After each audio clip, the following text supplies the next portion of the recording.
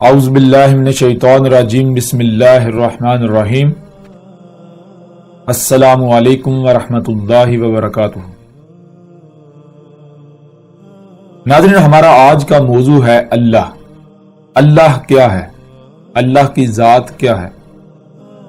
یہ موضوع نہ صرف انتہائی پیچیدہ ترین موضوع ہے بلکہ یہ سب سے اہم ترین موضوع ہے۔ اس کے علاوہ یہ موضوع بنیاد ہے۔ اللہ سبحانہ و تعالی نے پورے قرآن میں بار بار اس بات پر زور دیا کہ اللہ کو یاد کرو۔ اللہ وہ ذات تھی، اللہ تھا وہ جو تمہیں بھلا دیا گیا، جو تم بھول چکے۔ اللہ کو یاد کرو۔ جب تک کہ آپ کو اللہ یاد نہیں آئے گا اللہ کیا ہے، اللہ کون ہے، تب تک آپ حق کو پا ہی نہیں سکتے۔ جب تک آپ کو اللہ کا علم نہیں ہو جاتا تب تک حق کو پانا آپ کے لیے ناممکن حد تک مشکل ہوگا۔ اور پھر کوئی بھی چرب زبان، کوئی بھی رہنمائی کے لبادے میں راہزن آپ کو گمراہ کر سکتا ہے۔ آپ کی رہنمائی کے نام پر آپ سے اپنی خواہشات کی اتباع کروا سکتا ہے، آپ سے کچھ بھی کروا سکتا ہے، اللہ کے نام پر آپ سے کچھ بھی کروا سکتا ہے۔ پھر اس کے علاوہ آپ جانتے ہیں کہ کچھ آیات ہیں جن کو پیش کیا جاتا ہے اور پھر کیا کہا جاتا ہے، دیکھیں جی اللہ کے ہاں ایک ہی دین قابل قبول ہے اور وہ ہے دین اسلام۔ وہ آیات کون سی ہیں وہ آپ کے سامنے رکھتے ہیں، اور حقیقت کیا ہے وہ بھی ہر لحاظ سے آپ کے سامنے رکھتے ہیں۔ جیسا کہ سورہ آل عمران کی آیت نمبر 19 ہے، جس میں اللہ سبحانہ و تعالیٰ کا کہنا ہے ان الدین عند اللہ الاسلام، اور اس کا ترجمہ کچھ یوں کیا جاتا ہے جی اس میں کچھ شک نہیں، اللہ کے ہاں ایک ہی دین ہے، اور وہ کون سا دین ہے؟ وہ اسلام، دین اسلام۔ اور پھر کیا کہا جاتا ہے؟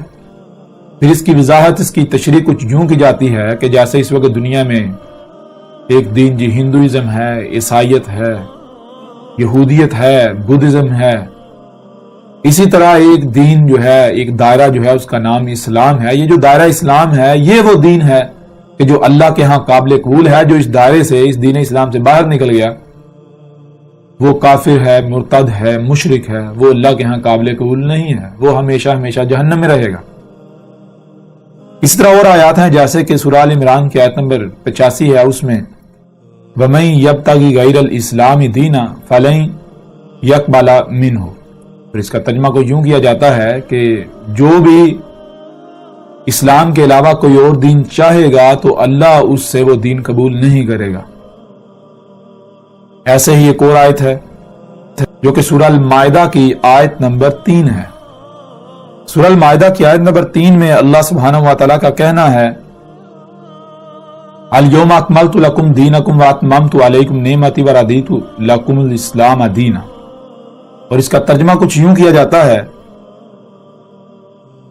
آج ہم نے، یعنی آج کے دن ہم نے تمہارے لیے تمہارا دین مکمل کر دیا اور اپنی نعمتیں تم پر پوری کر دیں، اور تمہارے لیے اسلام کو دین پسند کیا۔ یعنی یہ آیت بھی جب بیان کی جاتی ہے تو اس کا ترجمہ یا اس کا مفہوم جو لیا جاتا ہے، اس کی جو وضاحت کی جاتی ہے وہ یہ کی جاتی ہے کہ آج سے 14 صدیہ قبل محمد علیہ السلام پر اللہ سبحانہ و تعالیٰ نے دین اسلام کو مکمل کر دیا، گویا کہ پہلے نامکمل تھا، اور اللہ نے اپنی نعمت پوری کر دی۔ دین اسلام جو ہے اس کو پسند کیا، اس کے علاوہ اللہ کے ہاں کوئی دین قابل قبول نہیں۔ اور دین اسلام سے مراد کیا لیا جاتا ہے؟ دین اسلام سے مراد یہ لیا جاتا ہے جو آج ہر کوئی جسے اسلام کہتا ہے یا سمجھتا ہے۔ اب ناظرین، اس میں کتنی حقیقت ہے؟ آیا یہ سچ ہے، یہ حق ہے، یہ حقیقت ہے، یا پھر حقیقت اس کے بالکل برعکس ہے؟ آپ اس وقت تک ان سوالات کے جوابات نہیں جان سکتے، آپ حق کو نہیں جان سکتے جب تک کہ آپ کو یہ علم نہیں ہو جاتا کہ اللہ کیا ہے۔ جب تک کہ آپ کو اللہ کا ہی علم نہیں تو آپ کو کیسے پتا چلے گا کہ اللہ کے ہاں قابل قبول کیا ہے اور کیا نہیں، اللہ کی پسند ناپسند کیا ہے کیا نہیں۔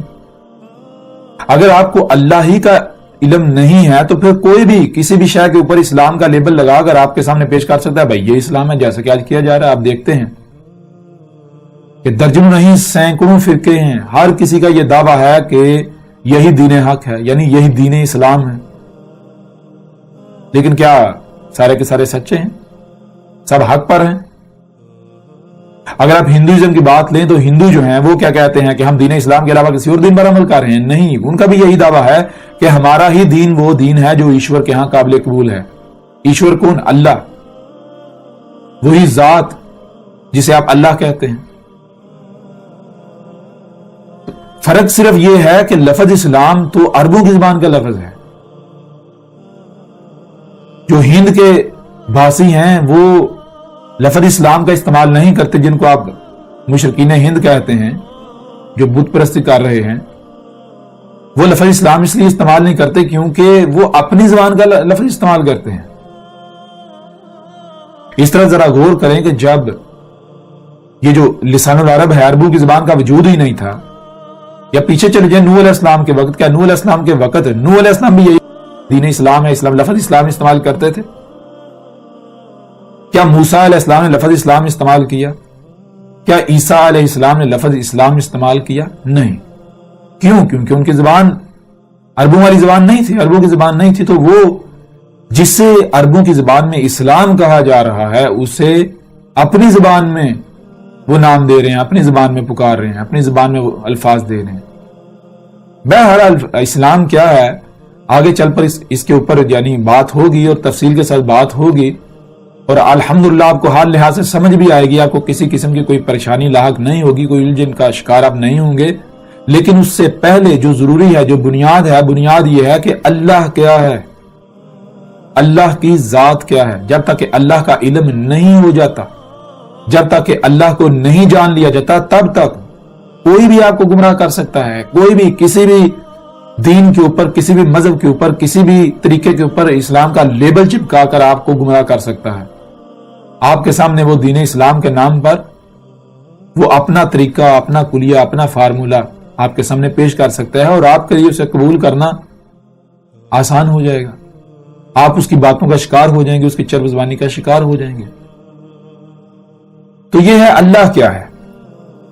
اب آتے ہیں اس موضوع پر جو کہ بنیاد ہے. اگر آپ کو اللہ کا علم نہیں ہے، بار بار اس بات پر زور اس لیے دیا جا رہا ہے کہ پورے قرآن میں اللہ سبحانہ و تعالی نے بار بار اس بات پر زور دیا ہے کہ اللہ کو جانو، یاد کرو وہ جو تمہیں بھلا دیا گیا، جو تم بھول چکے. اور کیا تھا جو تم بھول چکے؟ اللہ تھا. قرآن میں یہاں تک موجود ہے، یہاں تک لکھا ہوا ہے کہ آپ اس وقت تک الصلاۃ قائم ہی نہیں کر سکتے جب تک کہ آپ کو اللہ کا علم نہیں ہو جاتا. کیوں؟ جب تک آپ کو اللہ کا علم نہیں ہوگا اس وقت تک آپ جان ہی نہیں سکتے کہ صلاۃ ہے کیا اور اسے قائم کیسے کرنا ہے. یہ تو بہت دور کی بات ہے. جیسے ہم آگے چلیں گے صلاۃ کے موضوع پر بات ہوگی تو اللہ کے فضل سے ایسی تمام آیات بھی آپ کے سامنے رکھیں گے. بہرحال اللہ کیا ہے آپ جانتے ہیں کہ یہودی ہوں، عیسائی ہوں، ہندو ہوں، بدھ مت ہوں، یا وہ لوگ جو خود کو مسلمان کہلواتے ہیں، ان سب کے ہاں یعنی ان کا یوں سمجھے کہ مشترکہ یہ عقیدہ و نظریہ ہے کہ اللہ کائنات سے الگ اوپر آسمانوں پر بیٹھا ہوا ہے، اوپر آسمانوں میں موجود ہے. جو آسمانوں میں بیٹھا نیچے سب کچھ دیکھ رہا ہے، نظام چلا رہا ہے، لوگوں کی دعائیں سن رہا ہے، ان کو قبول کرتا ہے، رد کرتا ہے. یعنی کہ آپ یہ بات جانتے ہیں کہ تقریباً ہر کسی کا یا اکثریت کا یہ عقیدہ و نظریہ ہے کہ کائنات الگ ہے اور اللہ الگ ہے. اور جب سائنس نے ان رازوں سے پردہ اٹھایا کہ کچھ بھی بغیر خالق کے وجود میں نہیں آ سکتا، جسے آپ سائنس کہتے ہیں، یعنی یہ ریزننگ کر کے یا مخلوقات کی چیر پھاڑ کر کے جو علم حاصل کیا گیا، تو اس علم کی بنیاد پر یعنی جب فطرت کے قوانین کو ڈسکور کیا گیا، انہیں دریافت کیا گیا، تو یہ بات سامنے آئی کہ اس کائنات کے اندر کوئی ایک ذرہ بھی ایسا نہیں ہے کہ جو خالق کے بغیر وجود میں آ سکے. اب یہ بات سامنے آنا تھی کہ جو مذہبی طبقہ ہے ان کے ہاتھ اپنی طرف سے ایک بہت بڑی دلیل لگ گئی. مذہبی طبقے نے، جو سائنسی طبقہ ہے یا جو خود کو ملحد کہتے ہیں، ان کو کہنا شروع کر دیا کہ جب اس کائنات میں چھوٹے سے چھوٹا ذرہ جو ہے وہ بھی خود بخود سے وجود میں نہیں آ سکتا بغیر خالق کے، بغیر بنانے والے کے، تو پھر اتنی بڑی کائنات خود بخود سے کیسے وجود میں آ گئی؟ اب بلا شک و شبہ یہ ایک بہت بڑی دلیل ہے، بہت بڑی بات ہے جو کہ جھنجھوڑ کے رکھ دینے والی ہے۔ بھائی ظاہر ہے اگر چھوٹی سے چھوٹی چیز بغیر خالق کے وجود میں نہیں آ سکتی تو پھر اتنی بڑی کائنات یہ خود بخود کیسے وجود میں آ گئی؟ یہ بغیر خلق کرنے والے کے، بغیر خالق کے، بغیر بنانے والے کے کیسے وجود میں آ گئی؟ تو لہٰذا ہوا یوں کہ ایک بڑی تعداد میں لوگ جو ہیں وہ اس دلیل سے متاثر ہو گئے، لیکن اب دوسری طرف سے ایک نیا سوال اٹھ کھڑا ہوا، یعنی مذہبی طبقہ جن کو ملحد کہتا ہے، جن کو سائنسی طبقہ کہتا ہے یا جو بھی نام دیتا ہے، ان لوگوں نے اسی کے اوپر ایک سوال کھڑا کر دیا۔ وہ سوال یہ، انہوں نے یہ کہا کہ جس بنیاد پر تم اللہ کا وجود ثابت کر رہے ہو اسی بنیاد پر اس کا وجود کا لازم ہو جاتا ہے،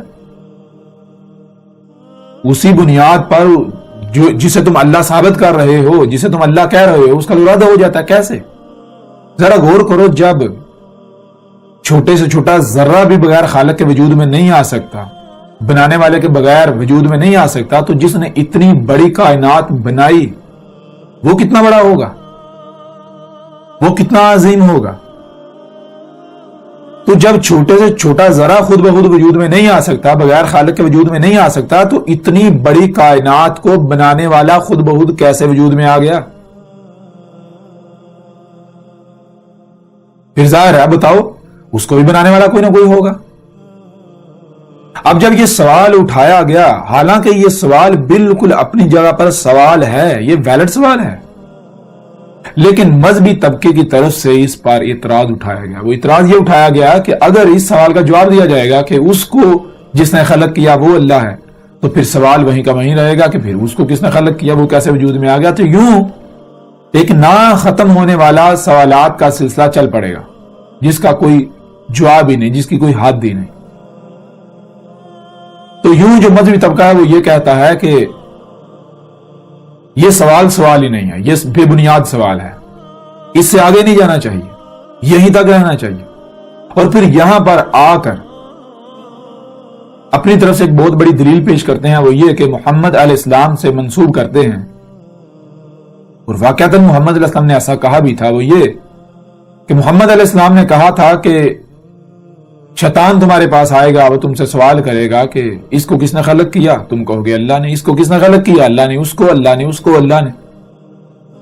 یعنی چیز یہ کہ جب آپ سے سوال کیا جائے گا اس کو کس نے خلق کیا، اس کو کس نے خلق کیا، آپ جواب دو گے اللہ نے، تو اس سے یہ بات ثابت ہوگی کہ بغیر خالق کے کچھ بھی وجود میں نہیں آ سکتا۔ تو سامنے والا یہ سوال کرے گا کہ جب کچھ بھی بغیر خالق کے وجود میں نہیں آ سکتا، کچھ بھی بغیر بنانے والے کے وجود میں نہیں آ سکتا، تو جس نے اتنی بڑی کائنات بنائی وہ کیسے وجود میں آ گیا؟ تو وہاں پر محمد علیہ السلام نے کہا اس سوال کا جواب سورہ اخلاص ہے۔ اور پھر مذہبی طبقہ کیا کرتا ہے؟ مذہبی طبقہ یہ کرتا ہے، کہتا ہے اے ملحدو دیکھو، یہی آج سے 14 صدیاں قبل محمد علیہ السلام نے کہا تھا کہ شیطان تمہارے پاس آئے گا، وہ شیطان ہوگا جو تم سے سوال کرے گا کہ اس کو کس نے خلق کیا، اس کو کس نے کیا، اس کو کس نے خلق کیا۔ جب تم جواب دو گے اللہ نے، تو کہے گا کہ جب بغیر خالق کے کچھ وجود میں نہیں آ سکتا تو پھر اللہ کو کس نے خلق کیا؟ تو محمد علیہ السلام نے کہا تھا اس کا جواب کیا؟ اس کا جواب سورہ اخلاص ہے۔ تو آؤ ہم تمہیں جواب دیتے ہیں۔ جواب کیا ہے؟ پھر آگے سے سورہ اخلاص کا ترجمہ پڑھ کے سنا دیتے ہیں۔ سورہ اخلاص کا ترجمہ پڑھ کے، ترجمہ کیا ہے مثال کے طور پر آپ کے سامنے رکھ دیتے ہیں ترجمہ بھی۔ ترجمہ کیا ہے؟ جیسا کہ اس وقت ہمارے سامنے ہے فتح محمد جالندری کا ترجمہ، اور اس میں کیا ہے؟ کہو کہ وہ ذات پاک جس کا نام اللہ ہے ایک ہے، معبود برحق جو بے نیاز ہے، نہ کسی کا باپ ہے اور نہ کسی کا بیٹا، اور کوئی اس کا ہمسر نہیں۔ اب یہ ترجمہ پڑھ کے کہہ دیا جاتا ہے ملحدو ہم نے تمہارا جواب دے دیا، ہم نے تمہارے سوال کا جواب دے دیا۔ لیکن ناظرین سوال یہ پیدا ہوتا ہے کہ جواب کہتے کسے ہیں؟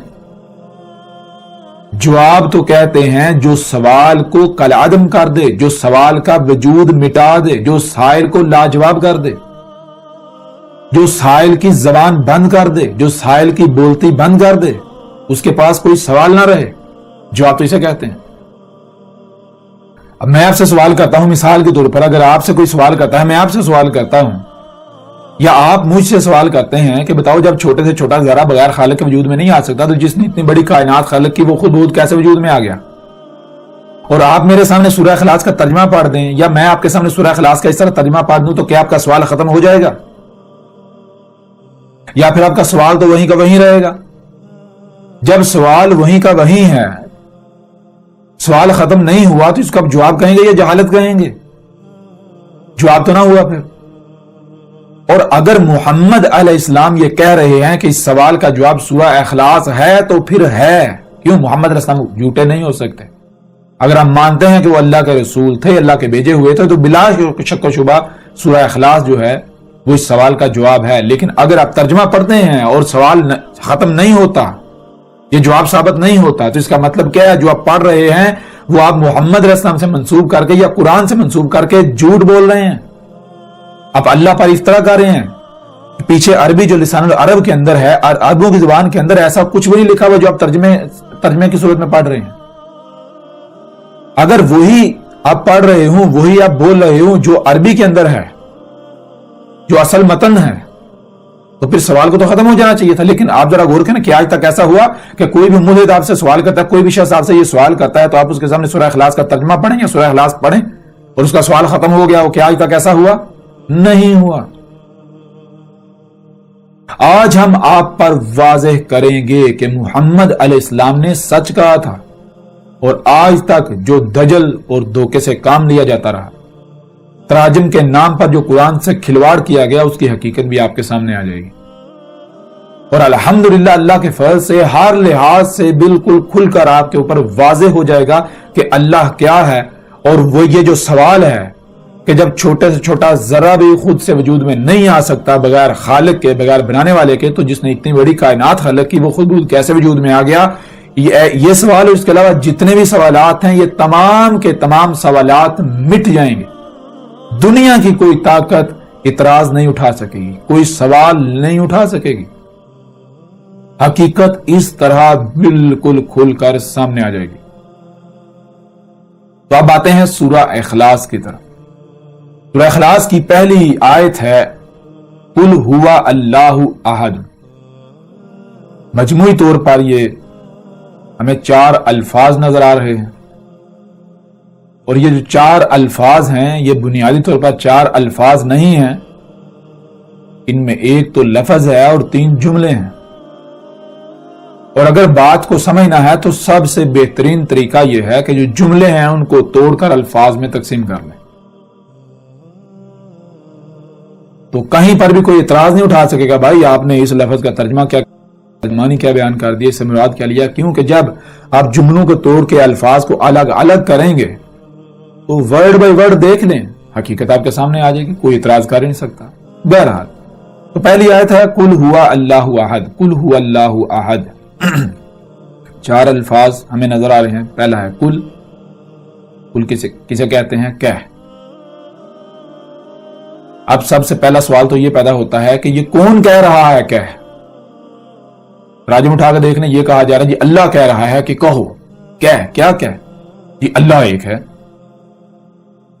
میں آپ سے سوال کرتا ہوں کہ کیا آپ جانتے ہیں اللہ کیا ہے؟ جب آپ کو علم ہی نہیں اللہ کیا ہے تو آپ کیسے کہہ سکتے ہیں کہ آپ کو اللہ کہہ رہا ہے کہ کہہ؟ اور اگر آپ یہ کہیں کہ قرآن میں لکھا ہوا ہے، قرآن اللہ کا کلام ہے، ہم مانتے ہیں، تو کیا پوری دنیا مانتی ہے؟ کیا پوری دنیا کے لیے یہ دلیل ہے؟ نہیں۔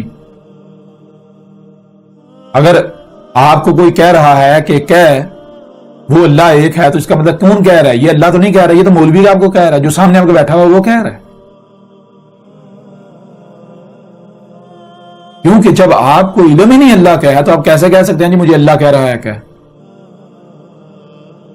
بہرحال چیز یہ ہے کہ کل کہہ، کون کہہ رہا ہے کہ؟ واقعتا اللہ ہی کہہ رہا ہے کہ، لیکن کیسے اللہ کہہ رہا ہے؟ جیسے اللہ کا قانون ہے۔ اب یہ کسی کو علم نہیں۔ اللہ کا قانون کیا ہے؟ اللہ کا قانون یہ ہے کہ اللہ سبحانہ وتعالی نے بار بار یہ کہا غور و فکر کرو، غور و فکر کرو، غور و فکر کرو، غور و فکر کرو، غور و فکر کرو۔ جب آپ غور و فکر کریں گے تو آپ یہ کہنے پر مجبور ہو جائیں گے ہوا اللہ احد۔ آپ یہ کہنے پر مجبور ہو جائیں گے. یہ ہے اللہ کا کہنا. اس طرح اللہ کہہ رہا ہے کہو. کہنا پڑے گا آپ کو. کیا کہنا پڑے گا؟ ہوا. اللہ ہوا جو ہے وہ کیا ہے؟ اللہ اللہ ہے. اب ہوا کیا ہے؟ اب یہاں سب سے پہلا سوال یہ ہے کہ ہوا کیا ہے؟ جب تک ہوا کو نہیں جان لیتے اب آگے جا نہیں سکتے. کیوں ہوا کو اللہ کہا جا رہا ہے؟ ہوا کیا ہے؟ ہوا اللہ ہے. اب سوال یہ پتا تھا ہوا کیا ہے. ترجمہ کو ڈال دیکھیں تو ترجمے کے اندر لکھا ہوا ہوا کا ترجمہ وہ لکھا ہوا ہے. اب میں سوال کرتا ہوں دنیا کے کسی مترجم سے, کسی عالم سے, یہ میں چیلنج کرتا ہوں کہ ہوا کا ترجمہ وہ ثابت کر کے دکھائیں, وہ کر کے دکھائیں. کیسے انہوں نے کر دیا؟ کیونکہ آپ خود غور کریں, ہوا جو ہے دو الفاظ کا مجموعہ ہے, مرکب ہے. ہوا ایک لفظ نہیں ہے, ہوا جملہ ہے, دو الفاظ کا مجموعہ ہے. دونوں لفظ ایک ایک حرف پر مشتمل ہیں. ان میں پہلا لفظ جو ہے وہ گول والی ہے اور دوسرا واؤ ہے. پہلا گول والی ہے اور دوسرا واؤ. اب سب سے پہلے ہمیں یہ جاننا ہے کہ گول والی ہے جو ہے اس کے معنی کیا ہے اور واؤ کے معنی کیا ہے. اور گول والی ہے جو ہے وہ استعمال ہوتی ہے کسی بھی شے کی طرف اشارے کے لیے.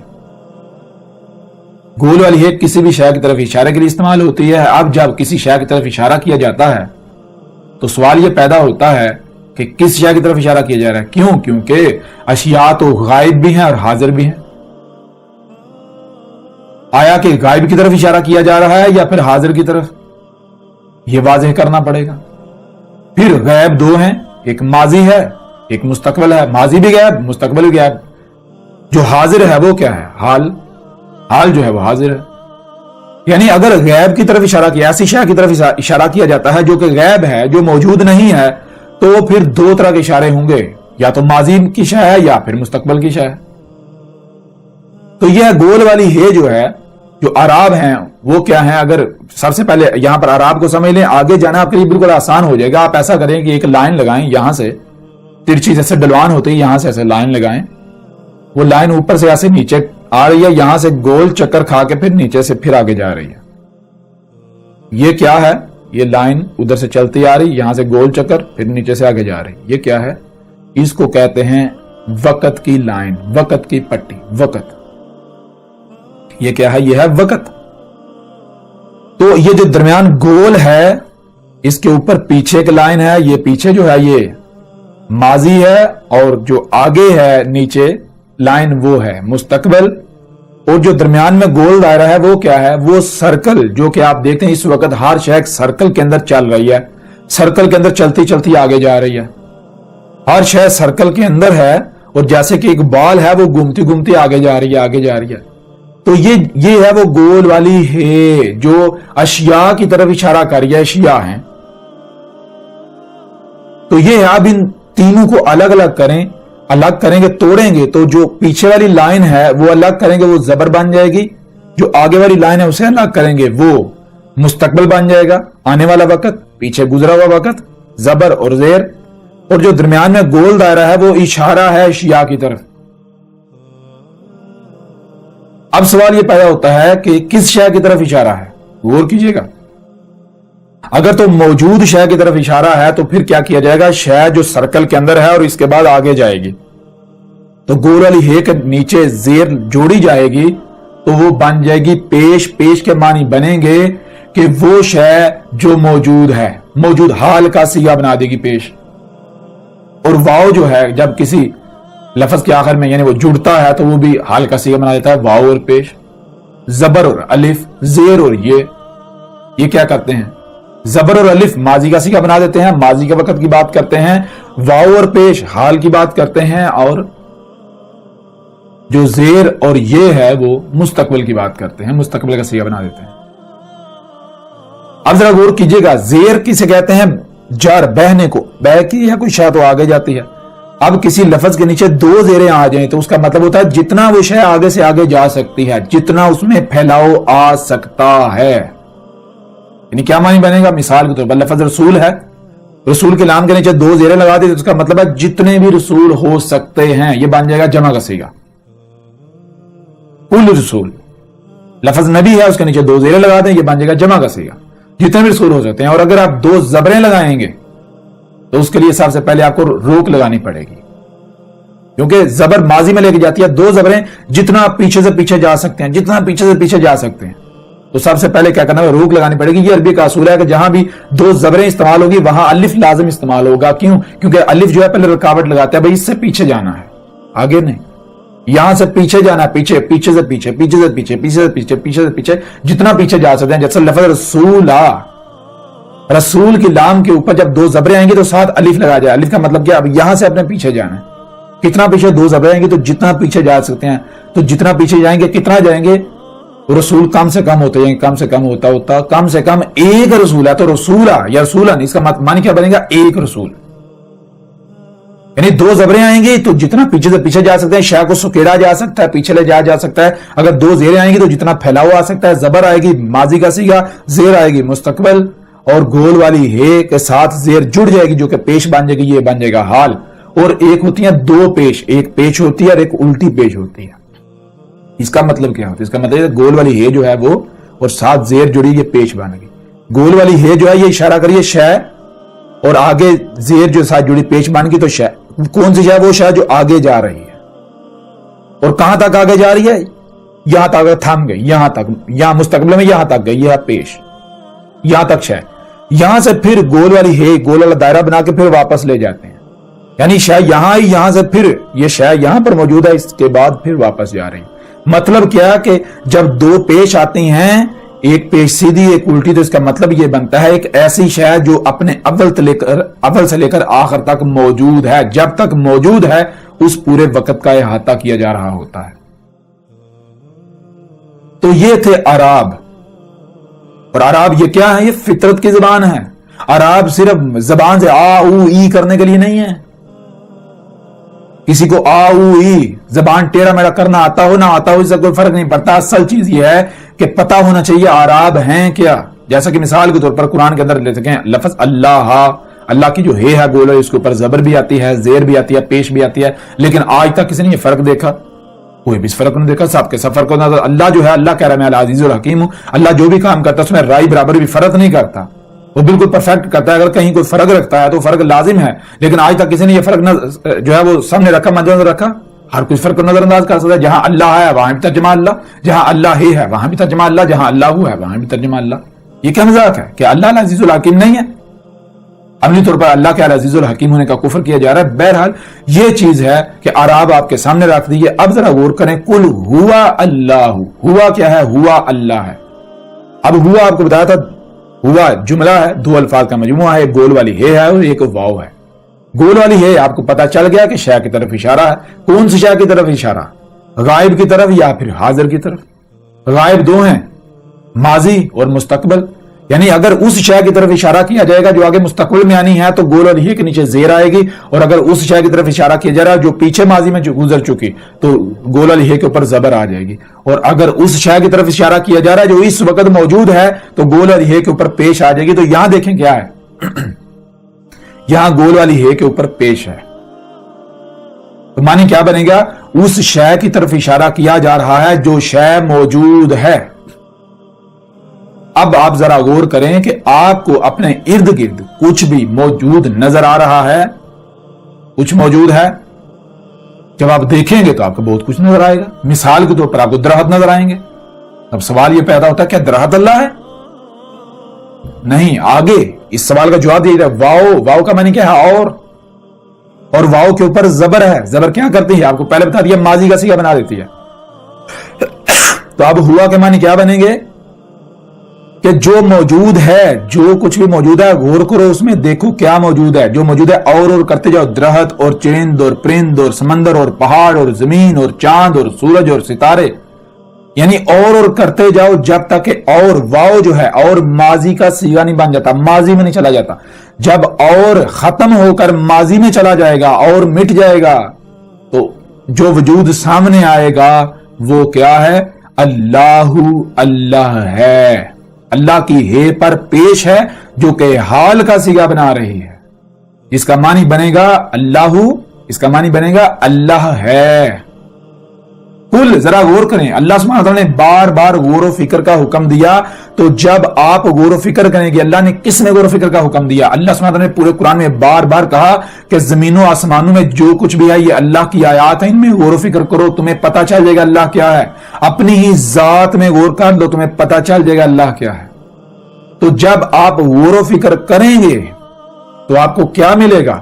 آپ کسی ایک مخلوق میں بھی غور کریں گے تو وہ مخلوق آگے دوسری مخلوق کی طرف لے جائے گی, وہ اگلی کی طرف لے جائے گی, وہ اگلی کی طرف لے جائے گی. کیوں کہ یہ کائنات, یہ وجود بالکل ایسے ہے جیسے ایک مشین کے اندر پرزے ہوتے ہیں جو ہر پرزہ دوسرے کے ساتھ ربط قائم ہوتا ہے. جیسے آپ کے جسم کے اندر مثال کے طور پر پورا جسم چھپا دیا, جیسے ناخن ننگا ہے تو ناخن میں غور کیا جائے گا, اس کے پیچھے پڑا جائے گا تو آگے یہ پور آ جائے گی, اس کے آگے یعنی کہ دوسری پور, اس کے آگے پوری انگلی آ جائے گی, اس طرح ہتھیلی آ جائے گی, پورا ہاتھ آ جائے گا, آگے بازو آ جائے گا. یہ اور کرتے کرتے کرتے ایک وقت آئے گا کہ اور ختم ہو جائے گا اور پورا وجود. تو یہ ہے جب آپ زمین و آسمانوں میں غور کریں گے, تفکر کریں گے, سوچ و بچار کریں گے, غور و فکر کریں گے تو یہ اور ہوتا جائے گا.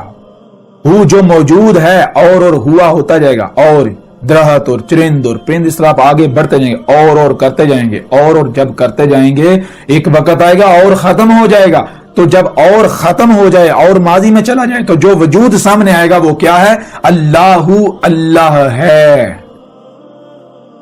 اب یہاں سوال یہ پیدا ہوتا ہے کہ اللہ کیا, اس کا مطلب یہ درخت بھی اللہ, سمندر بھی اللہ, پہاڑ بھی اللہ, وہ بھی اللہ, وہ بھی اللہ, وہ بھی اللہ.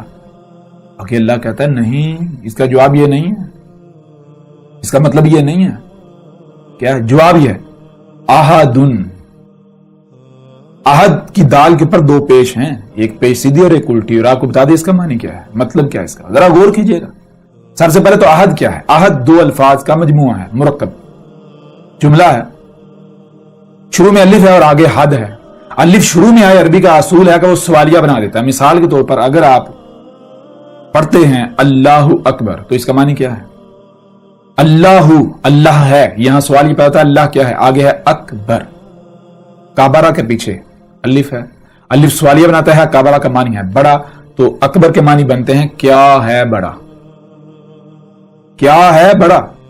تو جو بڑا ثابت ہو جائے وہ اللہ ہے. بہت آسان ہے. بالکل اسی طرح احد, حد ہے اور پیچھے الف ہے, الف سوالیہ بنا دیتا ہے اور آگے حد ہے. حد کسے کہتے ہیں؟ حد کہتے ہیں جس سے آگے کچھ ہے ہی نہیں, جس سے آگے جائے نہیں جا سکتا, جس کے آگے جانا ناممکن ہے, آگے آپ جا ہی نہیں سکتے. تو احد, احد کے معنی کیا ہے؟ وہ جس کے آگے آپ جا ہی نہیں سکتے. یعنی آپ اور کرتے جاؤ, اور کرتے جاؤ, جب حد آ جائے آگے آپ جا ہی نہ سکیں تو وہ کیا ہو؟ ایک ہی وجود. احد ایک ہی, اور کچھ ہے ہی نہیں. جیسے آپ اپنی ہی ذات میں غور کریں, مثال کے طور پر اگر آپ کا نام عمران ہے تو کیا ناخن کو عمران کہا جائے گا؟ نہیں. اگر پورا جسم چھپا دیا جائے, ناخن ننگا رہے تو یہ ناخن, اسے کہا تو ناخن جائے گا, لیکن یہ ناخن عمران کی آیت ہے.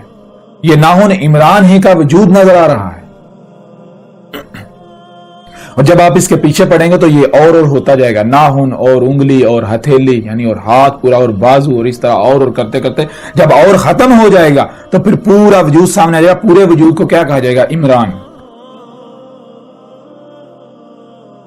پورے جب اور ختم ہو جائے گا تو تمام اعضاء جو ہیں, تمام حصے جو ہیں, عضو جو ہیں, مخلوقات جو ہیں, ان کو جب ایک وجود کے طور پر دیکھا جائے گا تو وہ عمران ہے. بالکل ایسا ہی. اس کا مطلب یہ نہیں ہے کہ درخت بھی اللہ, چرند بھی اللہ, پرند بھی اللہ, یہ بھی اللہ نہیں. یہ درخت ہے, سمندر ہے اور پہاڑ ہے, اور کرتے جاؤ. جب اور ختم ہو جائے گا تو جب اور ختم ہو جائے تو جو وجود سامنے آئے گا وہ ایک ہی وجود سامنے آئے گا, اور جو وجود سامنے آئے گا وہ کون ہے؟ وہ اللہ ہے. تو مطلب کیا ہوا؟ مطلب یہ ہے کہ جو کچھ بھی آپ کو نظر آ رہا ہے یہ اللہ ہی کا وجود نظر آ رہا ہے.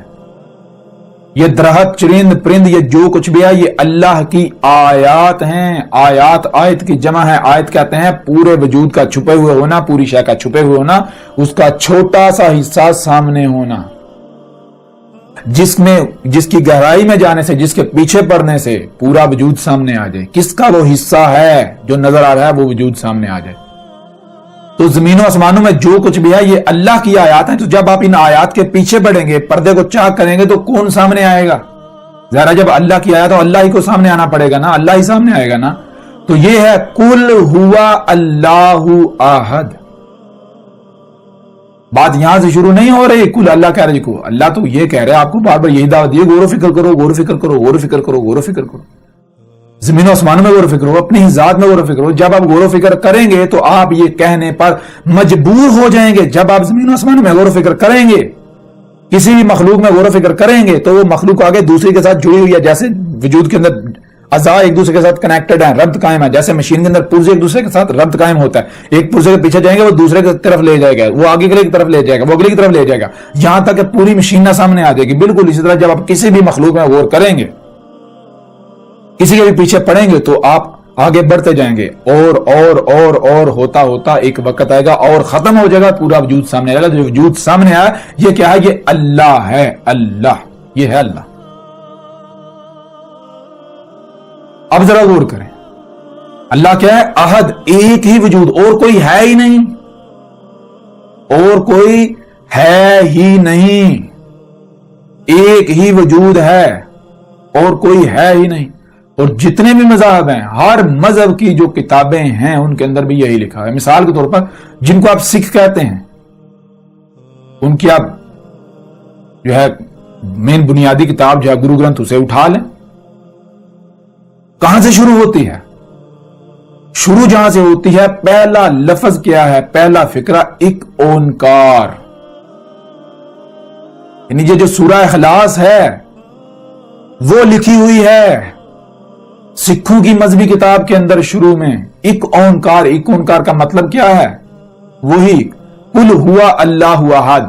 ایک اونکار, ایک ہی وجود ہے, اس کے علاوہ کچھ ہے ہی نہیں. ایک ہی وجود ہے اور کچھ ہے ہی نہیں. یہ ہے احد. اب ذرا آپ غور کریں, جب آپ کہتے ہیں کہ کائنات الگ ہے اور اللہ الگ ہے, تو پھر اللہ احد ہوا یا واحد ہوا؟ لسان العرب میں, عربوں کی زبان میں گنتی کہاں سے شروع ہوتی ہے؟ احد سے شروع ہوتی ہے یا واحد سے شروع ہوتی ہے؟ واحد سے. احد سے کیوں شروع نہیں ہوتی؟ احد سے اس لیے شروع ہوتی, جب احد کہیں گے تو احد, اس کے علاوہ کچھ ہے ہی نہیں. نہ آپ آگے جا سکتے ہو نہ پیچھے, ہر طرف حد ہے, وہی ہے بس, اور کچھ ہے ہی نہیں. اور جب واحد کہیں گے تو واحد کا کیا معنی ہے؟ واحد, واو پلس احد. واحد, واو کا معنی اور, احد ایک, تو واحد کے معنی بنیں گے اور ایک. یہ اس لیے عربوں کی زبان میں جو گنتی شروع ہوتی ہے, واحد اسنان ثلاثہ اربع خمسہ, واحد سے شروع ہوتی ہے. واحد کا مطلب کیا ہے؟ واحد کا معنی ہے اور ایک. اور ایک کا مطلب کیا ہے؟ اس ایک کے علاوہ اور بھی ہے, ایک بھی اور بھی ہے. واحد اور ایک. تو جب آپ یہ کہتے ہیں کہ اللہ الگ ہے اور کائنات الگ ہے, تو آپ کیا کہہ رہے ہیں؟ آپ کہہ رہے ہیں کائنات اور اللہ, کائنات اور اللہ ایک. تو اس کا مطلب کیا ہوا؟ اللہ تو واحد ہو گیا, اور ایک واحد. اللہ قرآن میں بار بار کہہ رہے ہیں اللہ احد ہے, احد ہے, احد ہے, احد ہے. آپ کہہ رہے ہیں واحد ہے, واحد ہے, واحد ہے. جب آپ کہتے ہیں اللہ الگ ہے, کائنات الگ ہے, آپ الگ ہیں, اللہ الگ ہے, تو آپ کیا کہہ رہے ہیں؟ آپ تو کہہ رہے ہیں اللہ واحد ہے, آپ اور ایک اللہ, کائنات اور ایک اللہ. اس کو کیا کہیں گے؟ اس کو لسان العرب میں واحد کہیں گے. کہاں قرآن میں واحد لکھا ہوا ہے؟ اللہ کہہ رہے ہیں میں احد ہوں, احد ہوں, احد ہوں. آپ کہہ رہے ہیں نہیں, اللہ واحد ہے, واحد ہے, واحد ہے. احد کا مطلب کیا ہے؟ ایک ہی وجود ہے اور کچھ ہے ہی نہیں. اور آپ کہہ رہے ہیں اللہ واحد ہے.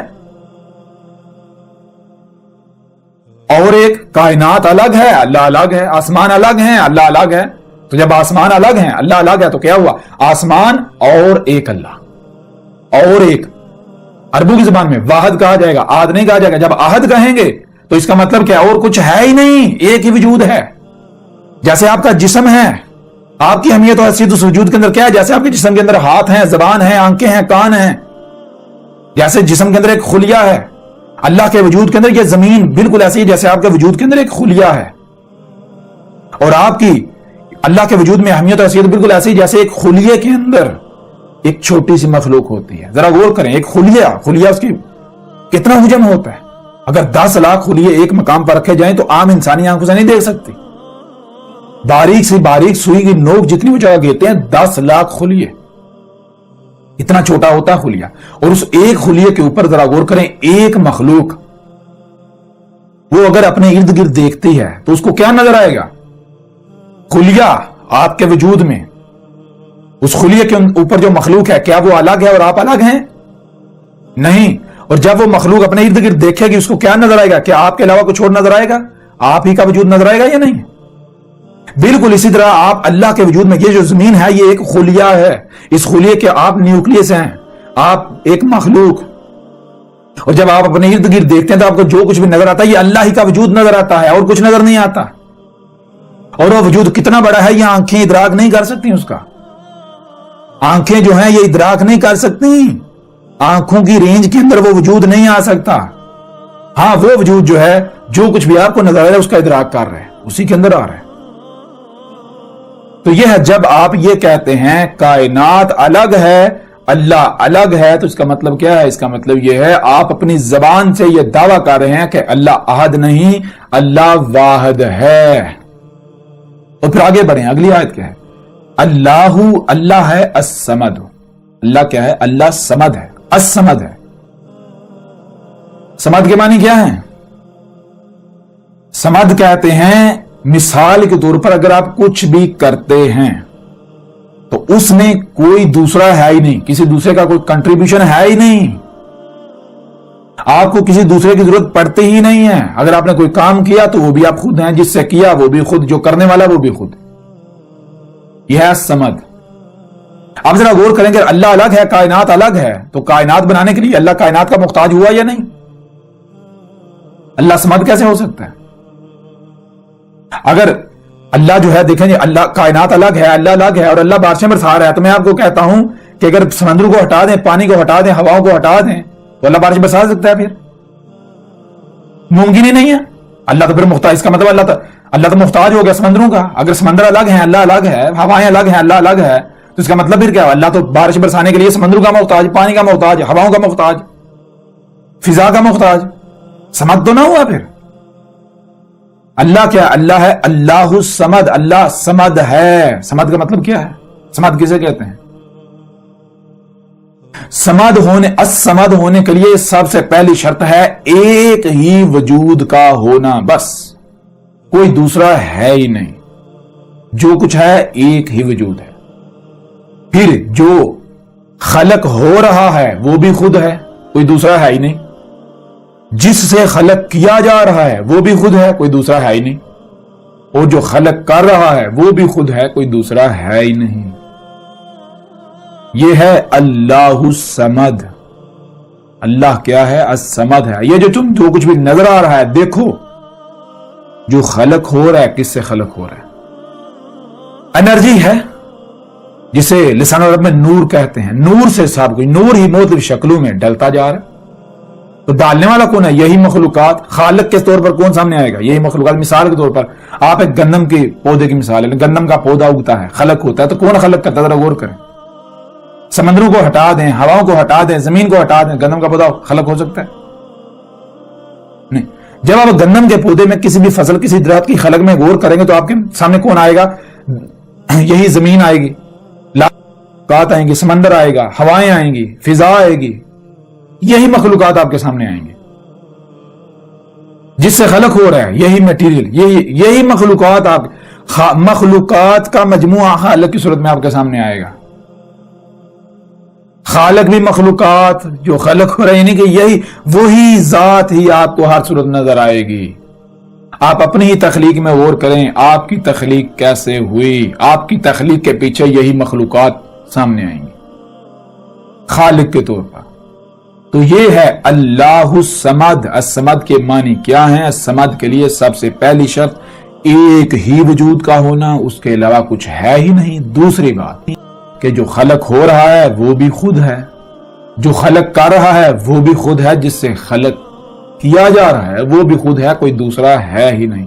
یہ ہے اللہ الصمد. اور اگلی آیت دیکھیں, لم یلد ولم یولد.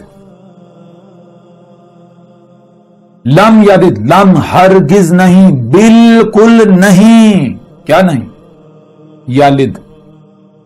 یلد کے معنی کیا ہے؟ لد کسے کہتے ہیں پہلے یہ جانیں. لد کہتے ہیں لسان عرب کے اندر ایک وجود کا دوسرے وجود سے الگ ہونا، ایک وجود کا دوسرے وجود سے الگ ہونا، یا ایک وجود دوسرے وجود کو خود سے الگ کرے، ایک وجود دوسرے وجود سے الگ ہو، اس کو کہتے ہیں لد۔ تو یلد کیا ہے؟ یالد یعنی لم یلد، ہرگز یلد نہیں۔ کیا یلد کا مطلب کیا ہے؟ کہ اس اللہ ایسا ہرگز نہیں، اس نے ہرگز ایسے نہیں کیا کہ اس نے خود سے ایک دوسرا وجود الگ کر دیا ہو، اس نے کوئی دوسرا وجود الگ کیا ہو، ایسا ہے ہی نہیں، ایک ہی ہے بس۔ ایسا نہیں ہے کہ اس نے ایک وجود الگ وجود بنا دیا، نہیں۔ یہ کس کی نفی کی جا رہی ہے؟ یہ اسی کی نفی کی جا رہی ہے۔ مثال آپ کسی سے پوچھتے ہیں اللہ کیا ہے، کہتے ہیں کائنات الگ، اللہ الگ۔ تو کائنات کو کس نے الگ کیا؟ کہتے ہیں کائنات کو اللہ نے پیدا کیا۔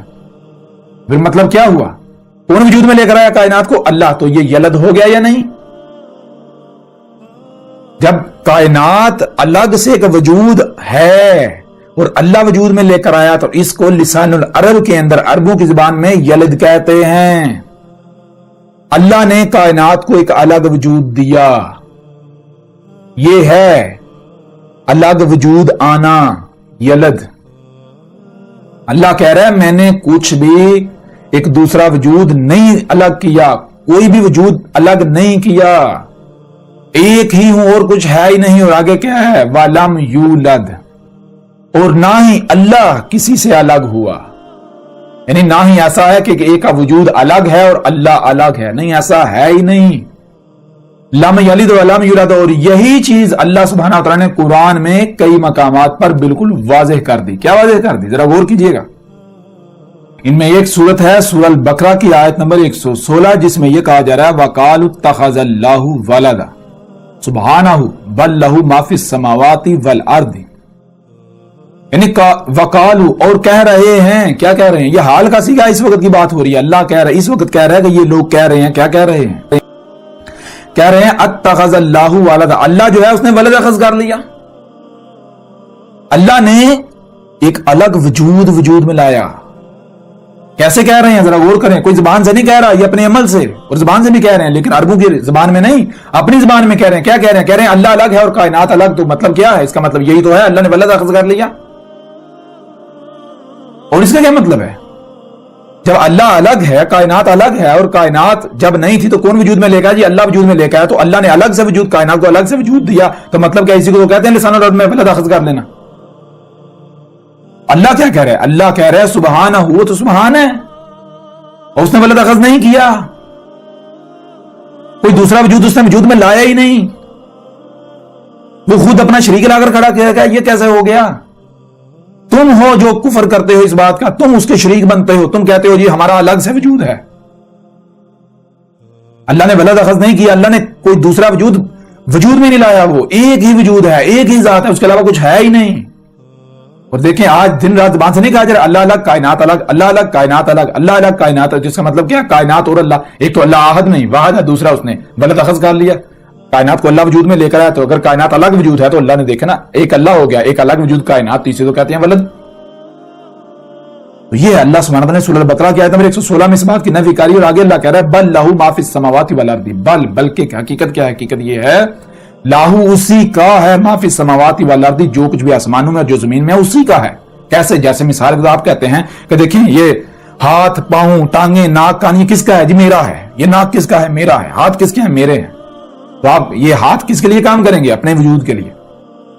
تو یہ اللہ کہہ رہا ہے، اللہ کہہ رہا ہے یہ زمین و آسمان میں جو کچھ ہے اسی کا ہے، یہ اسی کا وجود ہے۔ اور کس صورت میں اس کا وجود ہے اور کس صورت میں اس کا وجود نہیں ہے؟ شریک ہوگا۔ جیسے آپ کے ہاتھ ہیں، اگر آپ کے ہاتھ آپ ہی کے غلام ہیں، اپنے وجود کے لیے کام کرتے ہیں، تو یہ ہاتھوں کا کام کرنا آپ کا کام کرنا، آپ ہیں، آپ کا کام ہے۔ اور اگر یہ ہاتھ کسی اور کی بات مانتے ہیں تو وہ کام آپ کا کرنا نہیں، وہ دوسرے کا کام کرنا، یہ ہے شریک۔ ہاتھ شریک بن جائیں گے۔ ہاتھ وہ نہیں کر رہے جو آپ کہہ رہے ہیں، ہاتھ اپنی من مانی، اپنی مرضی کر رہے ہیں، کسی دوسرے کی مان رہے ہیں۔ تو یہ ہے اگر کوئی بھی اللہ کا یعنی کہ پتہ چل گیا اللہ کیا ہے، یہی وجود ہے. کوئی اس وجود کے اندر اپنے مقام پر رہتا ہے تو وہی ذات ہے، وہ اسی کا عضو ہے، وہ اسی کا حصہ ہے، اسی کی آیت ہے. اور اگر کوئی یہ کہتا ہے کہ اللہ الگ ہوں، میں الگ ہوں، اور کائنات میں وہ اللہ کے وجود میں چھیڑ چھاڑ کرتا ہے تو وہ اللہ کا شریک بن رہا ہے. اللہ نے گھوڑے، گدھے، خچر آپ کی سواری کے ذرائع، آپ کے کھانے پینے کے جو کچھ بھی وہ خلق کرتا ہے، کیسے خلق کرتا ہے ذرا غور کریں، فطرت کیسے وجود میں لاتی ہے. اور اگر آپ اپنا الگ سے وجود کے دعوے دار بن کر اس کی ضد پر اترتے ہیں تو آپ عملی طور پر اس کے شریک بن رہے ہیں. آپ یہ کہہ رہے ہیں تو الگ ہے، ہم الگ ہیں، ہم اپنی مرضیاں کریں گے. یہ ہے، یہ آج ہر کوئی اپنے عمل سے دعویٰ کر رہا ہے کہ اللہ نے ولد اخذ کر لیا، اور یہ اپنے آپ کو دین کے ٹھیکیدار، اللہ کے نمائندہ کہلوانے والے. یہ ایسی جتنی بھی آیات ہیں یہ عیسائیوں کے اوپر فٹ کر دیتے ہیں. قرآن آپ سے خطاب کر رہے ہیں، عیسائیوں سے کر رہا ہے خطاب اس وقت. بہرحال اس طرح آگے بڑھے تو آگے بھی کچھ آیات ہیں ایسے ہی. یہی بات سورہ یونس کی آیت نمبر 68 میں ہے، 68 میں. اس میں قالوا اتخذ اللہ ولدا سبحانہ هو الغنی لہ ما فی السماوات و ما فی الارض. یہاں بھی وہی بات کی گئی. یہ کیا کہ یہ تو یہ کہہ رہے ہیں کہ اللہ نے ولد اخذ کر لیا، اللہ الگ ہے، کائنات الگ ہے، تو اللہ یہ واحد ہو گیا، احد تو نہ ہوا. اللہ کہہ رہا ہے وہ اس سے پاک ہے، اس نے کوئی دوسرا وجود میں نہیں لایا. وہ اپنا ہی شریک بلا تھوڑی کھڑا کرے گا، ایسا کیسے ہو سکتا ہے؟ اگر اللہ الگ ہے، کائنات الگ ہے تو شریک تو ہو گئی. شریک کسے کہتے ہیں؟ شریک تو کہتے ہیں ایک کے ساتھ دوسرا. تو جب کائنات الگ ہے، اللہ الگ ہے تو شریک تو ہو گیا، ولد ہو گیا، شریک ہو گیا، وہ احد ہی نہ رہا، واحد ہو گیا. اسی طرح سورہ الاسراء کی آیت نمبر 111 میں ہے وَقُلِ الْحَمْدُ لِلَّهِ الَّذِي لَمْ يَتَّخِذْ وَلَدًا وَلَمْ يَكُنْ لَهُ شَرِيكٌ فِي الْمُلْكِ وَلَمْ يَكُنْ لَهُ وَلِيٌّ مِنَ الذُّلِّ. تو اس آیت میں بھی بالکل واضح کر دیا گیا وَقُلِ الْحَمْدُ لِلَّهِ، اور کیا کہ اللہ کے لیے ہے ہی حمد. یعنی اللہ زی وہ ذات ہے لم یتخذ ولدا، جس نے ہرگز ولد اخذ نہیں کیا، کوئی دوسرا وجود اس نے وجود میں لایا ہی نہیں. ایک ہی وجود ہے اور اس کے علاوہ کچھ ہے ہی نہیں. ولم یکن لہ شریک، اور کسی کے لیے ایسا ہے ہی نہیں کہ کوئی شریک بنے اس کا، کوئی دوسرا وجود اس کے لیے، کوئی دوسرا یعنی کہ دوسرا وجود ممکن نہیں ہے ہی نہیں. اور اگر کوئی شریک بنے گا تو اسے برداشت نہیں کرے گا. اگر آپ فطرت سے مطابقت نہیں رکھیں گے، فطرت کی ضد بنیں گے تو وہ وجود آپ کو برداشت نہیں کرے گا. کیوں؟ آپ شریک ہونے کے دعوے دار ہیں. اگر آپ اسی کا وجود بنیں گے، اپنا مقام پہچانیں گے، جیسے مشین کے اندر پرزہ ہوتا ہے، اپنے مقام پر فٹ ہو جائے تو وہ مشین ہے، اور اگر اپنے مقام پر فٹ نہیں ہوتا تو وہ مشین کے ساتھ مطابقت نہیں رکھ رہا، اس کے ساتھ ضد بن چکا ہے، تو مشین اسے برداشت نہیں کرے گی. بالکل اس طرح اگر آپ جس مقصد کے لیے آپ کو وجود میں لائے، اگر آپ اسی جو آپ کی لائن ہے اس پر قائم ہو کر اپنے مقصد کو پورا کرتے ہیں تو آپ کا اپنا کوئی وجود ہے ہی نہیں، وہی ایک وجود ہے. آپ کا دیکھنا اسی کا دیکھنا، آپ کا بولنا اسی کا بولنا، آپ کا کام اسی کا کام. اور اگر آپ اس مقام پر قائم نہیں ہوتے، آپ کہتے ہیں میرا الگ وجود ہے، اللہ الگ ہے، تو آپ تو اس کے شریک بن رہے ہیں. تو لہذا شریک کو برداشت کرے گا؟ کبھی بھی برداشت نہیں کرے گا. اس کے لیے ہے ہی حمد. تو جس کے کام میں حمد ہے وہ اس کا وجود ہے، جس کے کام میں حمد نہیں ہے، جس میں حمد نہیں ہے وہ اس کا شریک بن رہا ہے. اب آپ دیکھیں آپ کیا کر رہے ہیں. اس طرح سورہ الکہف کی آیت نمبر 4 میں بھی ہے وَيُنذِرَ الَّذِينَ قَالُوا اتَّخَذَ اللَّهُ وَلَدًا. اور بھی آیات ہیں جیسا کہ سورہ مریم کی آیت نمبر 35 میں بھی ہے. اور یعنی کہ اس کے علاوہ اور بھی کافی ساری آیات ہیں. سورہ الانبیاء کی آیت نمبر 26 بھی ہے. سورہ المومنون کی آیت نمبر 91 بھی ہے. سورہ الفرقان کی آیت نمبر 2 بھی ہے الذی لہ ملک السماوات والارض ولم یتخذ ولدا ولم یکن لہ شریک فی الملک وخلق کل شیء فقدرہ تقدیرا. تو بہرحال جو بات ہم نے کی، جو بات ہم کر رہے تھے وہ یہ ہے کہ اللہ سبحانہ وتعالی نے بالکل واضح کر دیا سورہ اخلاص کی آیت نمبر لم یلد ولم یولد. بھائی نہ تو اس نے کوئی وجود الگ کیا ہے اور نہ ہی وہ کسی سے الگ ہوا ہے. ظاہر بات اگر الگ کرے گا تو احد نہیں رہے گا، واحد ہو جائے گا. ایک وہ جو وجود اس نے وجود میں لایا ہے، ایک وہ خود واحد. اور اگر وہ یعنی کہ وہ کسی سے الگ ہوا ہے تو جس سے الگ ہوا ہے ایک وہ، اور جو الگ ہوا ہے ایک وہ، تو یہ احد نہیں واحد ہو گیا، دو ہو گئے. اللہ کیا کہہ رہا ہے؟ قل ہوا اللہ احد، اور صرف احد نہیں، احد، جب تک جو موجود ہے ایک ہی وجود تو یہ اللہ ہے، تو جو پیچھے ماضی میں چلا جاتا ہے وہ اللہ ہا ہو جاتا ہے، اور جو آگے مستقبل میں آنا ہے وہ اللہ ہی ہوتا ہے، اور جو سرکل چل رہا ہے احدن، ایک ہی وجود جو موجود چل رہا ہے یہ ہے اللہ، اللہ ہے۔